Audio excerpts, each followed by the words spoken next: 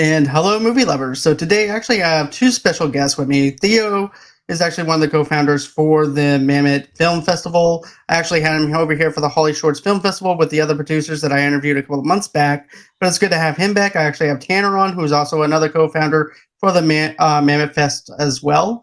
So with further ado, let's go on ahead. Let's get on with the show. I'm excited to have both of them over here, and let's do it.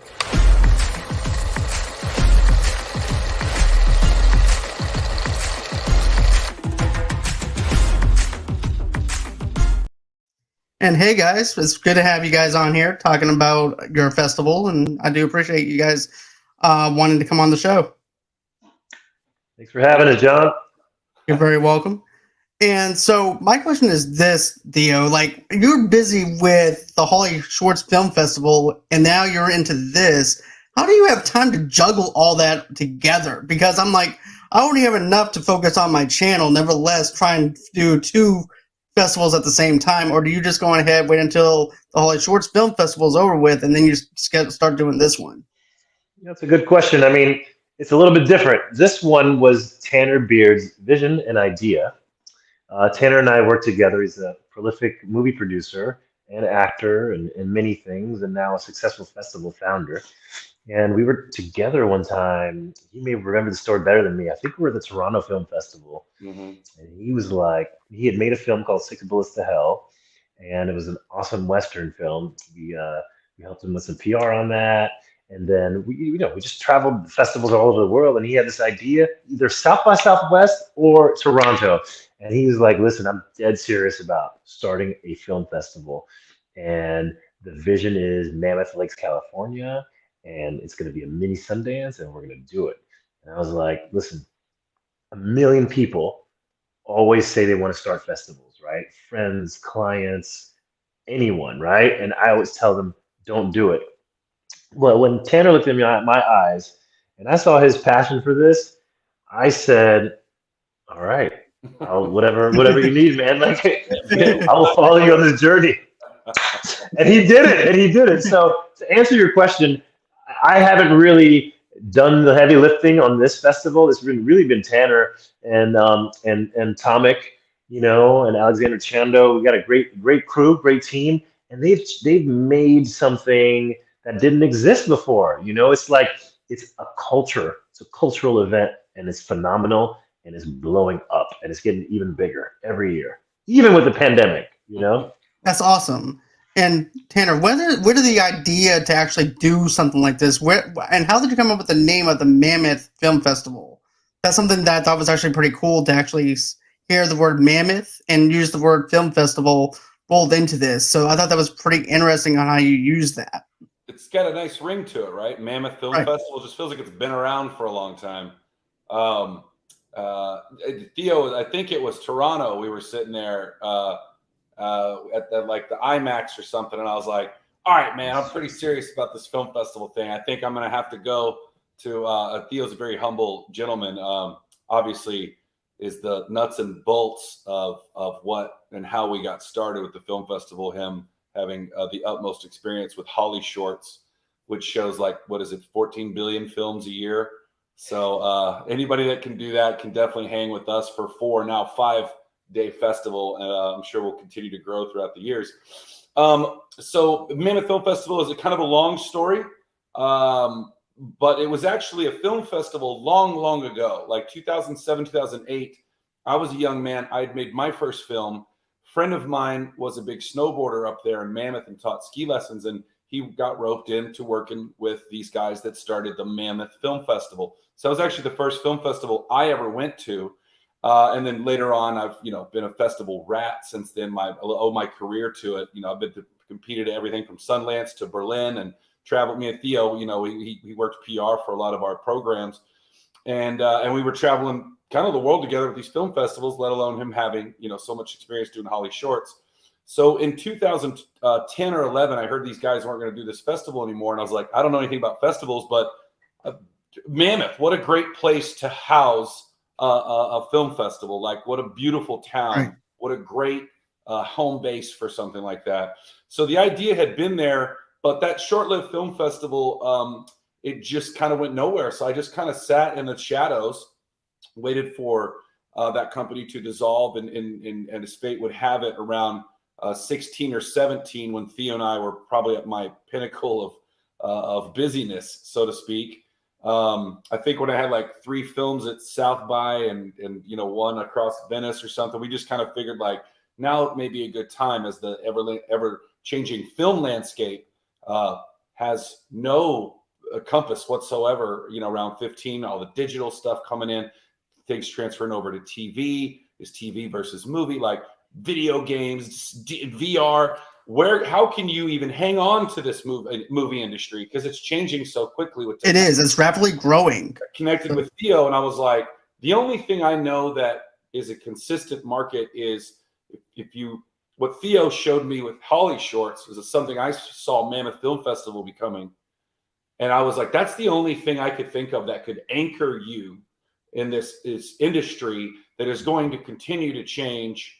And as an indie filmmaker, I need to find my footing in that. And what's really cool is getting to cherry pick all the things that we love from other film festivals and combining it and condensing it down into Mammoth for the utmost experience. If you're chosen into this film festival, I mean, in less than 5 years, we are a world premiere destination, marketplace. We are a mini Cannes. We are a mini Venice. We are a mini Berlin. We are a mini Sundance. But we're a big Mammoth. I love that. It's like all rolled into one thing, entity. Quotes if you want. But yeah, I like that idea though of everything being rolled into one entity, to where it actually becomes like a little bit more of a bigger piece than what people actually think it actually is. And like you said, the movie industry is changing, it's evolving. You have different things now. TV series actually feel like movies now. And like, for example, with The Last of Us, it's like a 9-hour movie because it's only dedicated for 9 episodes. God, what a good cold opening that was, though, right? The Last of Us. Definitely. I didn't know it was a video game before. Just haven't been into the gaming world. I'm like watching this. We were watching it actually in Park City, and I was like with a buddy, and I was like, "You seeing this? Is this like really good? This feels like it's really good." And then lo and behold, it was a video game, and I was like, "Oh, well, it's all storyboarded." But you know what, though? Now, it's probably like the best TV show on television right now. Most definitely. I know it's like early in the year, but I would have to say that is actually the best TV series in right now that's on HBO Max, and right now going. But network. Now, have you seen this, Theo? No. Yeah, it's good. You should check it out. I feel like Theo is like me. It's like we're so busy these days. It's like we get to dedicate our time to like 2 series a year, maybe. A little bit. That's how I feel though too, because I'm either reviewing films in the movie theater or I'm doing the Holly Shorts films, stuff like that, which I love being a part of, and everything too. Review those films. Yes, we got to get you the Mammoth films this year. Yes, I would love to be part of that. To be honest with you, we got you. So my question is this: so some people might want to know this. What's the difference between the Mammoth Film Festival and the Holly Shorts Film Festival? I know the Holly Shorts is actually dealing with short films and things like that. So are these like more bigger indie films, or is this more of dealing with short films on top of the bigger films and stuff like that? Yeah, I'll let you answer, obviously, because I can't speak on behalf of Holly Shorts. But I think, for Theo, maybe the excitement about getting started with Mammoth is it was moving into features, obviously coming from Holly Shorts, but we do look at Holly Shorts that's where the bar was set for us as far as the gold standard, just from Theo's prior work. But I'll let you answer the question. Definitely. There's some crossover with some of the Holly Shorts alumni. I think early in the process, we did some promotion at Holly Shorts saying, hey, this is happening. We're going to launch this. And so some of the films were fortunate enough to get selected to get into Mammoth. And then Mammoth has his own community. It's birthed like kind of like a new lifeline. And then you got feature films, a lot of feature films, a lot of world premieres this year, a lot of world premieres. 15. And then and then with those, it's crazy actually. That's a lot, And with those, you have a chance. Listen, at Holly Shorts, you can get your short film bought too, but this is a whole different situation. If you have a feature film, an indie feature film that's premiering and it's up for competition, you got a chance to be in the marketplace. You can get your film bought and sold. It has happened before here, so it really is a marketplace. And so I'd say it's a different kind of stakes. Also, there's some similarities where in Holly Shorts, it's like not pretentious. You can be kicking it like this at a short film screening, and then there's amazing directors all over the place and storytellers and celebrities. Same thing at Mammoth. It just happens to be, in a way higher elevation, and it's almost kind of like, it's literally a village, Yeah, but the thing is, the key thing I gotta stress is movie lovers unite. Tanner is a movie lover, from the beginning. I've been to many festivals with him, right? And he's been to festivals without me, right? But I mean, I think we were at the Texas Film Awards. We've been to South by Southwest, and I just seen his passion for feature films, short films, and that's really what drives us is the love and passion for cinema. And then at the festival, you can be in this room. It's very comfortable, and you watch really, really good movies. And the popcorn machine is really, really good. I know that sounds like minor stuff, but that is like why we do this. You know what I'm saying? It takes me back. Yeah. It's real. It's real. Good movies, and then you can have some fun too. You can do some action sports. You can do some, snowmobiles, some snowboarding, some skiing if that's your flavor. And then you come back, watch some more movies, and the get-togethers are insane. So the parties are really good, and it's a great chance for filmmakers to connect, meet, and then work on a project together and try to resubmit. And that happens there. There's some similarities. It's just this is a destination. It's a whole different place. Right. I definitely like the idea of the fact that, this is more like a little bit more of a relaxed ski resort kind of thing. This is what I'm just picturing in my mind. It's like a snowboarding ski loft or whatever. You can go on ahead, talk to the directors, talk to different people, and mingle and just relax in a little bit more downside. All talk back. But I imagine one thing that we definitely try to implement is, we're not a big tailored to niche market. And I don't say that in a tacky way, but so many film festivals out there have become kind of lost in that maybe where we're like, hey, I have this movie and, I'm a one-armed pirate who had to make this movie with, popsicle sticks and rubber bands. It's like, yeah, but here you're just a filmmaker. You know what I mean? And that goes kind of across the board. Like there's no real catering or pandering. And again, I don't mean that in a tacky way by any means. I just mean it's somewhat refreshing as such a cinephile to just say like, hey, you know what? Let's leave all of that exterior at home. And here, how about it's just about what we can all share on the screen? It's kind of like going to a concert. We all like the same band. It doesn't mean we all we get along with each other, but we all don't have to like hang out after this. Let's enjoy the communal get together that we have. And then let's leave the politics and everything else like at home, and let's all come stand shoulder to shoulder as people celebrating their art, on screen. It's so hard to make movies, getting a movie completed from A to Z, and then having it get distributed. I mean, there's no greater feeling in the world for an indie maker, in my opinion, than that. And I think that's kind of what we try to celebrate at Mammoth is like, look, it's a film competition. It's a stout competition, and we're there to see like, hey, good luck out there. Like it's fun in that regards, but it's not like, give us your genres, give us your horror films and everything else. Everything has its own nice little category it fits in.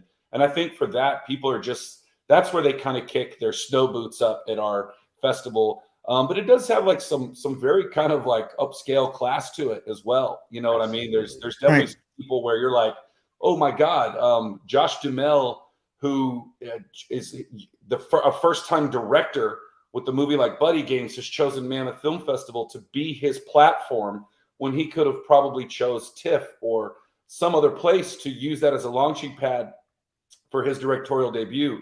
Many actors, Exhibit, Jennifer Morrison, Brittany Snow, Nina Dobrev, have all used Mammoth Film Festival as their world premiere destination for the directorial debuts as actors. I'm not saying that's a niche, it's just a coincidence. But it's really cool to kind of say that we have become a world premiere destination. Right. That didn't get into Sundance and you didn't get into South by, and you're trying to get your movie out there and the market seems to be closing in around you. Mammoth Film Festival's competition opens up a valuable time in the first quarter of this year where sometimes you're just still editing where you miss that deadline. I'm a filmmaker. I can't tell you how many times we're like, get it done by September. You know what I mean? To pay that indie film tax, as we call it, trying to compete in one of the biggest film markets.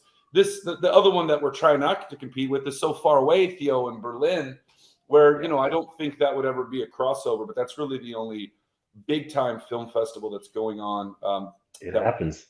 Maybe take some of our people away, or vice versa, would be Berlin Film Festival. So if we're going to compete with them, pretty much on it happens too. It happens. I was there. I was in Berlin last year.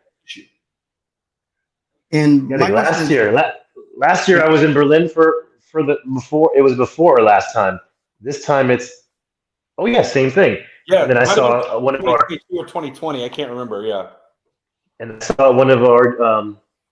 I think he was on the jury at the time. I can't remember. Jay Cohen. He was on the jury. Yeah, I don't know if he was on the jury or not. Anyways, see him in Berlin, and then literally, I'm focused. I arrive in Mammoth, and then I see him walking up, and I'm like, "Whoa, this is weird. I just saw you in another country like a few days ago, and then we're both now in Mammoth. It's pretty wild." We kind of joke around, and maybe that's why Theo and I, wanted to kind of speak about the festival, just because it really is kind of this like hush hush thing, so to speak, amongst like the big players in the industry. It's kind of become this kind of like underground cool kids club, so to speak. I'm not saying it's going to be that way forever, and I'm not saying that's exactly what it is, but murmurs around town and like the people that come, it's kind of like Mammoth Film Festival, this underground, it's like the roots of what Park City used to be or as it was going into Park City, that really just like, it's like the lovers of film unite, right? At the festival. Exactly. So, that's kind of cool to think about it like that. And I hope it stays like that for as long as it possibly can, until, it just gets recognized and then attacked by the corporations that come and change it. So. But you see, though, I like the fact that, it's completely for indie directors, completely indie related. And of course, if you're like a big name or whatever, and you want to use that as a launching pad for your passion, that's fantastic. But I like the fact that you're not changing where it was started from, and then evolving into something different, because that's one thing that people forget, where they come from. Sure. And stuff like that. And it's good to actually see you as a movie lover, as someone that's like me, who loves film, that's not changing, evolving around what other film festivals are doing, and you're sticking to what is working, and that's fantastic. Because it's actually hard to do. It's like, okay, well, I have this big name thing, so maybe now it's time to change that, because now I have this big star. No, you had a great launching pad for that person. That person's going to end up having word of mouth. That person's going to go on and tell the next person. Before you know it, you have a big network of people that want to come to you because of the passions that you have, and because of how you guys actually treat film. Not because of right. That. Yeah, I that's a good 30,000 foot view of it. So that's cool perspective. I thank you for that. Yeah, you're welcome. Because it's true.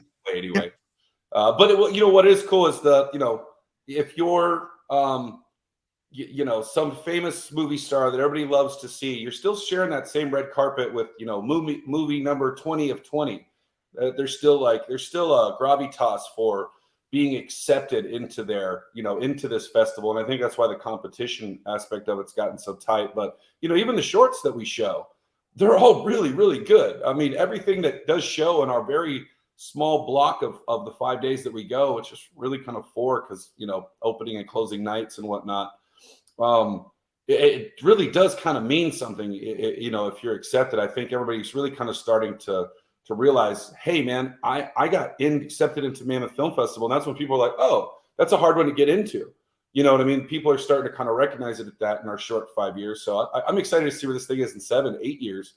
I can only imagine what it's like being in you in 17 or 18 now, Theo? 19 in August. 19 in August. Yeah. It's pretty wild. Yeah, people. I'm starting not to tell people anymore. I'm like super old. It's very weird.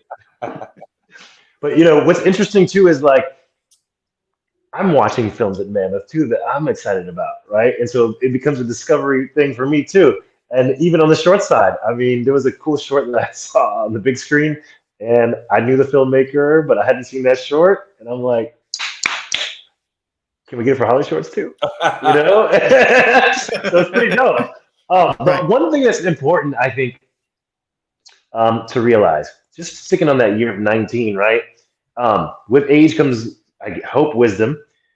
One thing I've realized going to festivals and conferences is culture and vibes. That's what drives the event, right? And so it's hard to capture culture, vibes, enjoyment, feeling, mood, and genuine excitement when you're just starting out. That could be in anything, right? A brand, a startup app, right? It's hard. Guess what? Yes. Mammoth got it.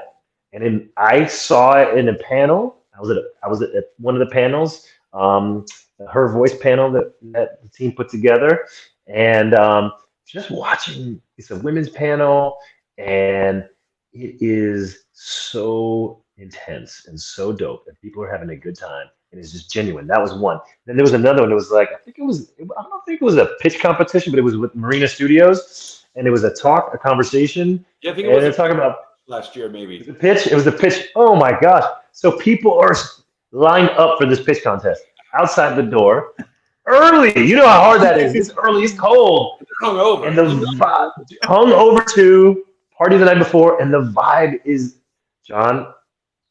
It's you cannot pay. You can't pay for that excitement. You see what I'm saying? And so, what happens after that? That's the thing is, I know what happens after that. They go back home. They tell 10 friends. They tell 20 friends. They go back to their market, and their friends are like, "What? What's up? I'm coming next year."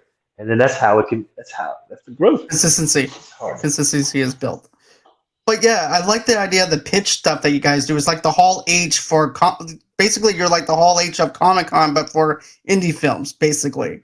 So Yeah, we've done the pitch 3 times. We're not doing it this year. We have some other stuff in store. We have some other big time panels, a lot of actor one-on-ones. Some of our head judges this year to kind of bring into that direction. Rob Weiss, if you're familiar with him, he's huge writer for Entourage, Ballers. Wrote so many episodes of Entourage. But just his, him coming on board. Actress Ashley Benson, very big game. Jamie Chung. Luke Watson, who used to do Punk'd and stuff, produced Punk'd back in the day when we was young. And then some other great actors. Jeff Stoltz is jumping on board of our judging committee. U.S. Olympian Carly Margulies, Daisha Broadway, who I actually worked with on I Want to Dance with Somebody. She's an Emmy Award-winning editor. This is all of our panel staff. You know what I mean? Like that's pretty awesome. Those people and go make an indie movie with them. That's how cool it is to have kind of this endorsement, so to speak, from some of these people that are obviously working in tremendous value and benefit into the business and giving their, devoting their time to what we're doing at the Mammoth Media Institute with the Mammoth Film Festivals. The thing that I find interesting, though, the one thing that I found interesting, though, is that you've managed to find an Olympian that was actually wanting to be part of this. Well, she's from Mammoth. Well, that's perfect then. You're 2 for 2. You know what I mean? Because of the fact that you found someone that loves film, but is also an Olympian and that happens to live there. So therefore, you're able to knock on that door even more and get more of an outreach because of that. So that's actually pretty cool. I love it. And it's cool that, you get to incorporate the town of Mammoth because, they're even though we're Mammoth Film Festival, like we still are representing the town of Mammoth Lakes, California. And that's something that's very important for us too, getting to bring, the education system that we get to bring to that portion of the Eastern Sierras. We're a 501c3. So even though a lot of us, live in LA, I've owned a home there for several years. Theo takes his kids skiing there. It's always been a really cool destination for us. So it's a really cool backyard. That's pretty cool. Play in with this festival. 100%. What other things are you guys doing within this festival though too? What other things do you have planned? You and I are very dedicated to. I don't know too many festivals out there that the founders of the festival care more about your movie getting distribution than some of the producers do. But that's also what we're building out here, and I think Theo and I, having the luxury of have gotten to travel the world and getting to see some of the top 10 biggest film festivals on the planet, you know what sets them aside, and anybody can show a movie on a screen, but when your movie's showing there, can you enhance the filmmaker's life from it, the career from it? Because I know I'd be nowhere if I didn't get very lucky with my festival run, not only from the movies that I've had fortunate enough to be in competitions, but also the people that I've met there. Right. You know what I mean? Jeff Caligari, I've met at Sundance, and I think we're working on our 8th film together after 15 years of knowing each other. You know, and I met Theo through Jeff, or vice versa. You know, I can't even remember his name. But you know, it's like I think that's probably what I hope sets us aside, and what hope people will start to gravitate towards our festival is, you know, I hate to use the word mini Sundance, but when you think of film festivals, that's still number one. And because of our landscape being out in the cold and a winter festival, we get compared to that a lot, and I'm just going to start accepting the compliment. Exactly, because it's the wintertime. You want to actually stay warm. You want to watch a movie, and what better way to do that in an environment that welcomes other movie lovers? Fun feeling, and you know, Sundance is almost like Sundance. You can't come, and Mammoth is like, well, Mammoth you can't either, only because it's just small. Right. But it's nice that feeling of like, hey, if you're here and you're at this festival, it's important. You know, you're getting off the ski lift and watching, you know, some famous actress snowboard by you and stuff. It's a very small community, very small place. So it's very suiting that the aspect of the festival is Mammoth, because it's very big. You know, there may be 1,500 people there, but you know, 120 of them are celebrities walking the red carpet. You know, you can't help but to just feel connected and not feel so distant. If I were to go to Venice Film Festival right now, you know, you ain't going anywhere cool and you ain't doing anywhere, you know, it's all the like upper echelon Vogue and Vanity Fair and all this other stuff. We're not there yet. And so it's a fun ride until we have our time in the sun, but the journey can be experienced by everybody that wants to come up, especially in the next 5 years of this festival, man.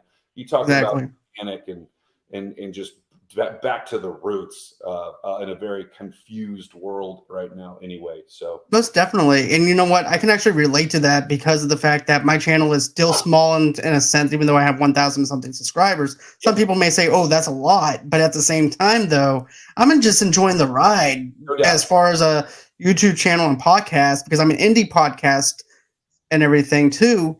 And when I got presented to do the Holly Shorts Film Festival, and then starting working with Theo for the last 2 years and stuff like that too, it was just such an honor to be able to know that someone is reaching out to me and cares about film just as much as I do, rooting for the people that count and matter, just like I do, and then saying, hey, look, we want you to be a part of this. I'm like, wait, I'm an indie podcaster who has like 500 subscribers at that time.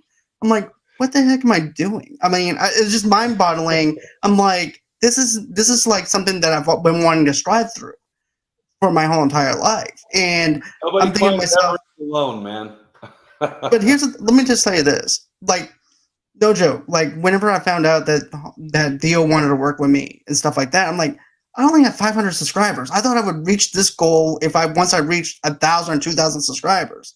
To know that I reached that at that point and reached the goal that I wanted to set and start working with people within the industry and everything, it is just total mind-blowing. Not only is it mind-blowing, but I'm just truly humbled over the fact that I get to work with people that care about film like I do and share the same passions that I do, and to be able to share my passions with you guys, because that's what this film industry is all about, is sharing each other's passions and dreams, and also too sharing the love of cinema with everybody. Because you're in a packed room with strangers, and for that one split second, when you're in there with those strangers, you're united as one, and you're able to enjoy something with a stranger. And I know I'm kind of repeating myself from the interview that we did before, but it's actually true whenever I'm actually speaking these words, because of the fact I care so much about what I'm doing. And I just want to say, it's kind of fun too when you look over and you're like, it's not often you get to see the lead actor of this movie 10 seats ahead of you while you're watching them on screen. Right. That was something I always really took from like my early days going to South by. It's like, hey, McConaughey's right there, and I get to watch this movie in the room with him and like see like how he reacts to himself on screen. Like, what an educational day, Right. It's exciting. It's exciting, Sure. fun film geek nerd stuff. I love it. That's what we're trying to produce here. It's cool. Matter of fact, I'm actually developing a short film script myself, though, as well. Oh, that's it. So I'm Let me know developing that. offline. Let me know offline how that looks. It's hot off the press. I will. I'll let you guys know right off the bat, because seriously, I think you guys are gonna eat it up on what I have. Cool. But anyways, not about me, but so another thing too is like whenever it comes down to choosing what belongs to Mammoth and which doesn't, is there a key thing that you look for, or is there a key thing that you're like, hey, look, this might be along better over at Holly Shorts, or this might actually look better at somewhere else? Do you actually provide guidance to that person and say, hey, look, you're not the right fit, but maybe you might want to go to another one? I mean, I've been a judge, I guess, at Holly Shorts, but you guys had already had them sectioned, to be judged. What does your filtering process look like? You got to turn away a tremendous amount.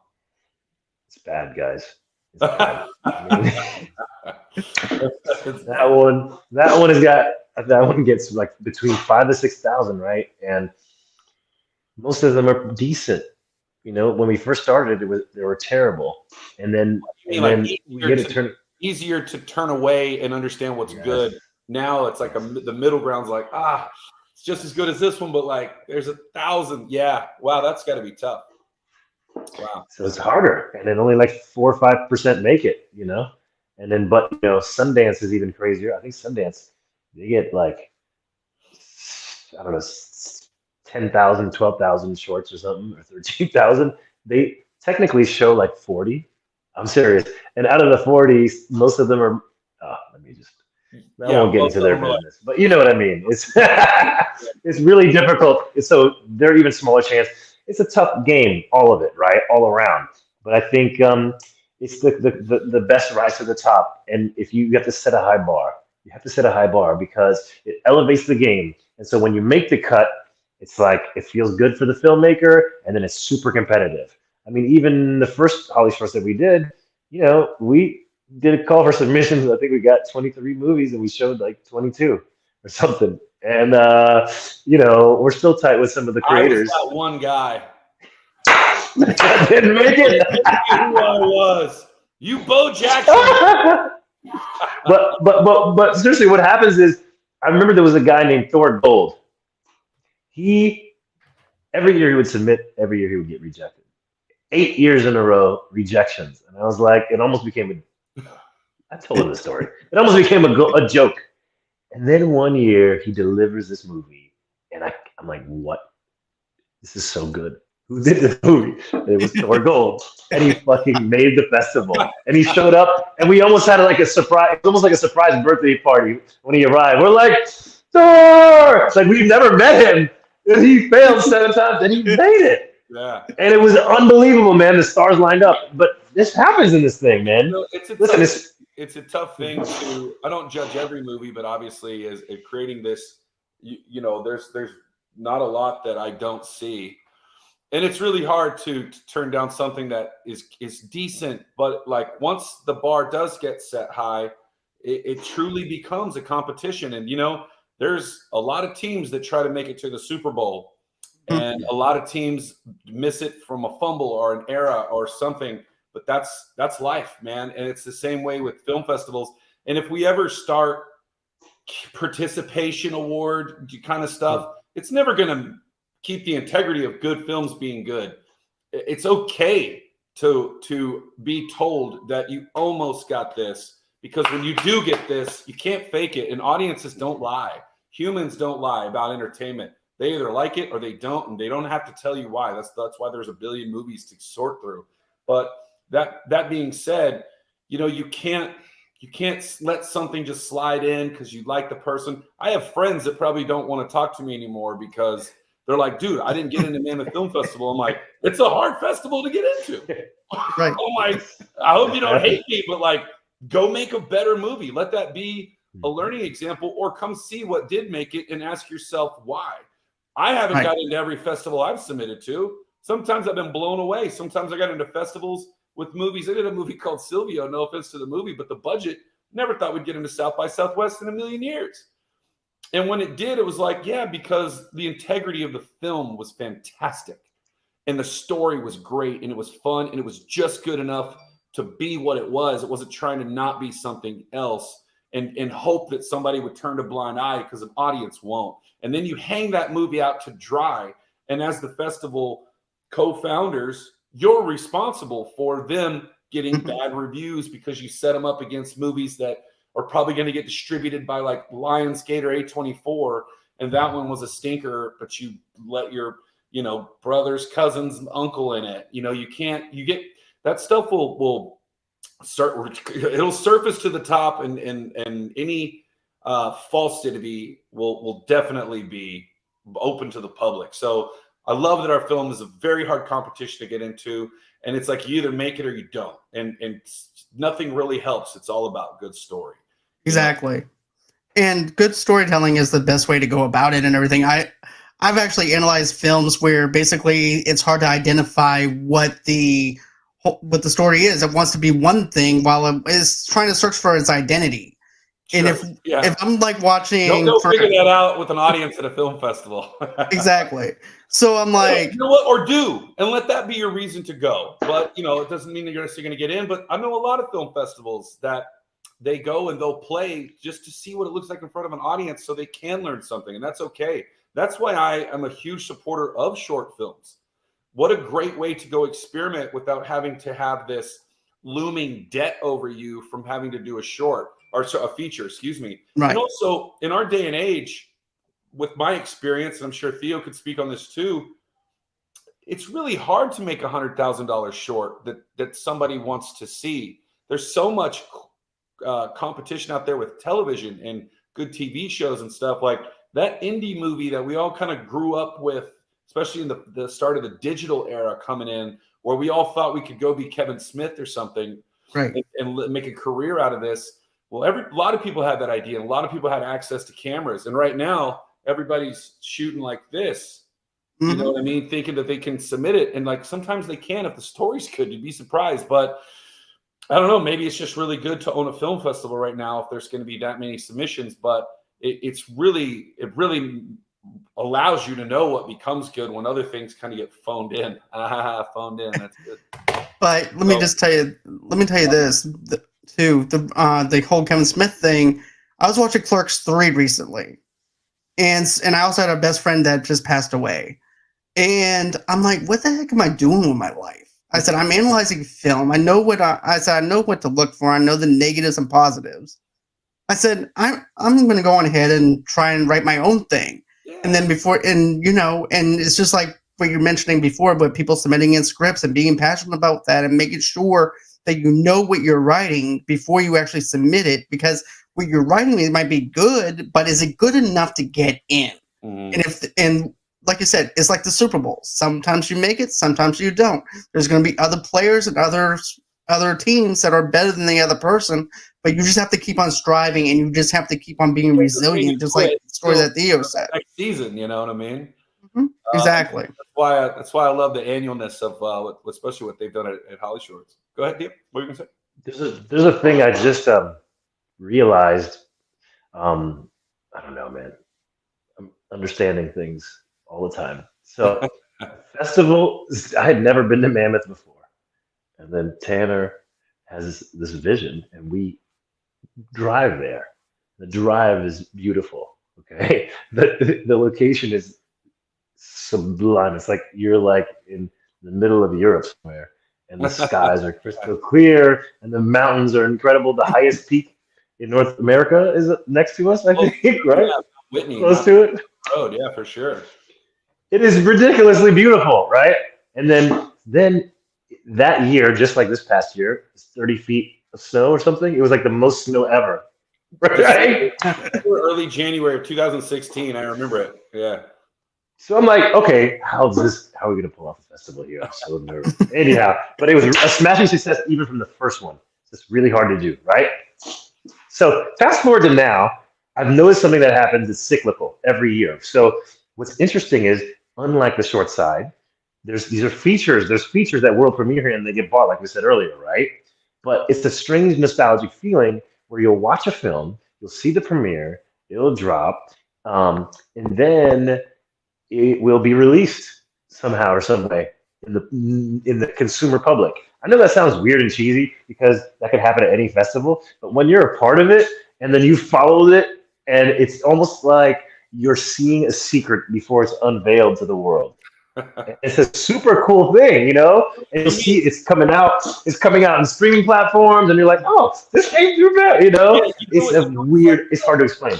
It's like the early days of like a CBGB when like a band would Yes. play there, and then the next thing you know, they're Blondie, or you know, Yes. or Stones or something like that. And I think that's kind of maybe how we've been feeling about some of the indies, because like I said, they aren't premiering at these giant festivals, but they still have talent that completely would make sense. Like I think because we built the festival, sometimes we get a little desensitized to what it actually, how it's structured and what it is. Because there's certain times where we don't have time to kind of take a 30,000 foot view and analyze it ourselves. We're rowing the boat. You know what I mean? But you look over and you're like, dude, this is pretty cool that so-and-so just came in here. Like, you know, Exhibit just met with so-and-so and they now have a deal. And that was his first time to do anything. And this was a big festival for them. And, you know, they didn't get lost in the weeds of being movie 42 because there's only, you know, 14 movies there. So each one of them gets its highlighted thing. But I think it's maybe kind of what it is like we get to see these, we get to invest stock in some of these movies early, and then everybody else sees what we saw in them. So it's like I said, that's what makes the competition aspect of it hard. It's becoming very difficult to get into this movie, and people starting to take notice. What is premiering at Mammoth? What is world premiering there? And who's bought it? And what talent's coming? You know what I mean? It's Exactly. a lot of fun. Well, I just want to say this. I wish you guys a lot of success with the festival. I'm interested in the festival. I would love to see what films that you have available and things like that too, for me to be able to check out. And I'm trying to go on ahead and do more stuff in person. So I'm going to try my best to get out to the Mammoth Festival and also the Holly Shorts Film Festival and things like that too. So that was my two main goals. Come gotta pull up. From there. Are you kidding me? That'd be great. Heck yeah. Because I was even talking to my co-host though too. I said, if we're gonna do this, we're gonna go on ahead and make a big splash. We're gonna go on ahead. We're gonna go into tell our bosses, hey, 2 months in advance that we're gonna take off for this.